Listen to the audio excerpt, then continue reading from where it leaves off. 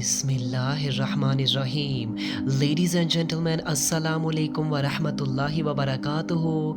नाज़रीन इकराम, जब आप कुरान करीम की स्टडी करते हैं तो आप सबको मालूम है कि कुरान करीम जगह जगह पर प्री इस्लामिक नेशंस के हवाले से बताता है। जब भी आप उनकी स्टडी करते हैं और इसके अलावा आप देखें तो कुरान में आपको बहुत से किस्सा, बहुत से स्टोरीज़ मिलती हैं, जिनमें आप देखें तो प्रोफेट मोसेस की स्टोरीज़ मिलती हैं आपको। इसके अलावा आप देख लें तो प्रोफेट इब्राहीम की स्टोरीज़ मिलती हैं, प्रोफेट यूसुफ, प्रोफेट जोसेफ की स्टोरीज़ मिलती हैं। आप इन तमाम की तमाम स्टोरीज़ को देखें और गौर व फिक्र ना करें।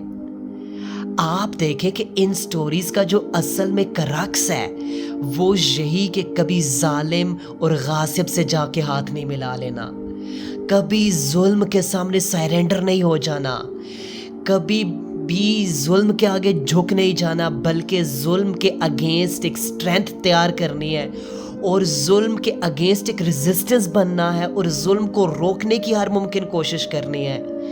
और यही चीज़ हमारे रसूल करीम सल्लल्लाहु अलैहि वसल्लम भी हमें फरमा रहे हैं कि जुल्म को, बुराई को अपने हाथ से रोको, अपनी ताकत से रोको।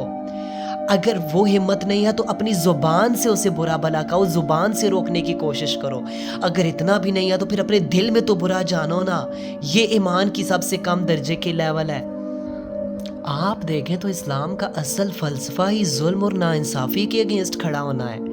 नहीं तो ये आज जो हम रिचुअली हम इबादत करते हैं या जो भी, ये तो प्री इस्लामिक नेशंस में भी चल रही थी, जुडाइज़म एंड क्रिश्चियनिटी में भी। लेकिन इस्लाम की असल फ़िलॉसफ़ी को पहचानिए कि वो जुल्म और नाइंसाफ़ी के अगेंस्ट आता है।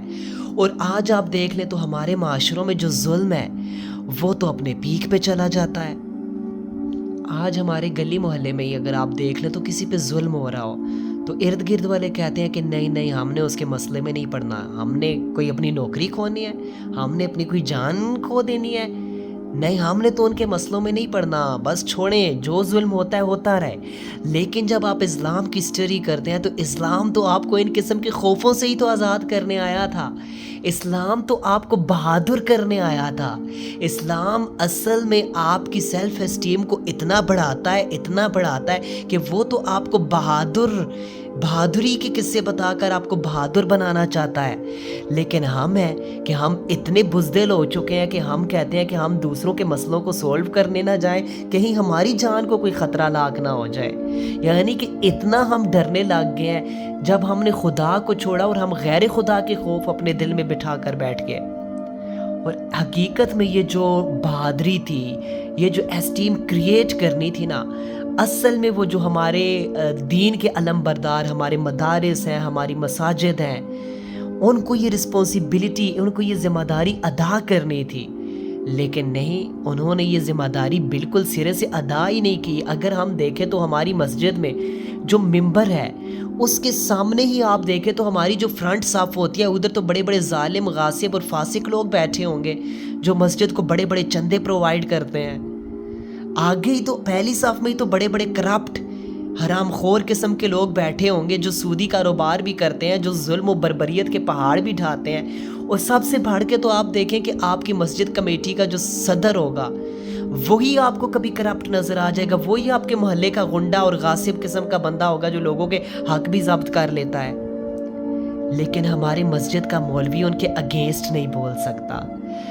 यहाँ से ही हमें एक बुज़दिली देखने को मिलती है कि हम उसी की आंखों में आंखें डाल के हम उसी को अपने हाथ से उस जुल्म को नहीं रोक सकते। तो फिर एज़ एन उम्मा जाहिर सी बात है कि हमें बुज़दिली ही आनी है कि जब हमारी मसाजिद ने ही वो रोल प्ले नहीं किया कि हमने तो एक लीडरशिप प्रोड्यूस करनी थी, हमने तो इधर से हीरोज़ प्रोड्यूस करने थे ना। लेकिन हमारे यहाँ वही होता है कि बस आप सफ़े बनाकर खड़े हो जाएं, नमाज़ें पढ़ें, कायम ना करें, इसके बाद माशरे में मस्जिद से बाहर जाएं, वहाँ पर जुल्म भी हो, दूसरों को धोखा भी देना हो, फरेब भी हो, मिलावटें भी हो, दूसरों की हक भी जब्त कर लेना हो। लेकिन हमें परवाह कोई नहीं।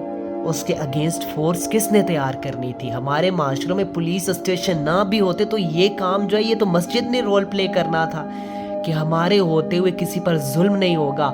ہم ایک ایسی فورس تشکیل دے رہے ہیں کہ جس کے ہوتے ہوئے ہمارے محلے کے, ہماری سوسائٹی کے تاجر حضرات کرپشن نہیں کر سکیں گے, ملاوٹ نہیں کر سکیں گے, دھوکہ دہی نہیں کر سکیں گے, ناپ تول میں کمی نہیں کریں گے. ہمارے ہوتے ہوئے بیواؤں کو ان کے حقوق ملیں گے. ہمارے ہوتے ہوئے کسی محلے والے پر ظلم نہیں ہوگا. ہمارے ہوتے ہوئے ادھر صفائی کے انتظامات ناقص ہوں, ایسا تو سوال ہی پیدا نہیں ہوگا. لیکن نہیں, ہم تو فیل ہیں, ہم تو بالکل فیل ہوئے, جس کی وجہ سے آج ہم ایز این امہ ایک بزدلی کا شکار ہوئے, اور ہمارے اوپر خوف اتنا طاری ہو گیا کہ اب دیگر دشمن اقوام ہمارے اوپر آ کر غالب ہو گئی, اور ان کے دلوں سے اللہ تعالیٰ نے ہمارا رعب نکال دیا ہے. تو قرآن کو پڑھیے, ان سٹوریز کو پڑھیے, قصوں کو پڑھیے, جگہ جگہ پر. یہاں پر سورہ یاسین میں اللہ تعالیٰ دوبارہ سے اگین ان چیزوں کو رپیٹ کر رہے ہیں کہ جو قومیں بھی ظلم پر چلتی ہیں ان کا صفا و ہستی سے نام مٹا دیا جاتا ہے. تو ہمیشہ کوشش کیجیے کہ ظلم کے ساتھ ہاتھ نہیں ملانا, ظلم کے اگینسٹ کام کرنے کی کوشش کرنی ہے, اور ایک اسٹرینتھ اختیار کر کے ظلم کو اپنی قوت سے روکنے کی کوشش کرنی ہے. اللہ تعالیٰ ہم سب کو اسلام کے حقیقی فلسفے پر عمل کرنے کی توفیق دے.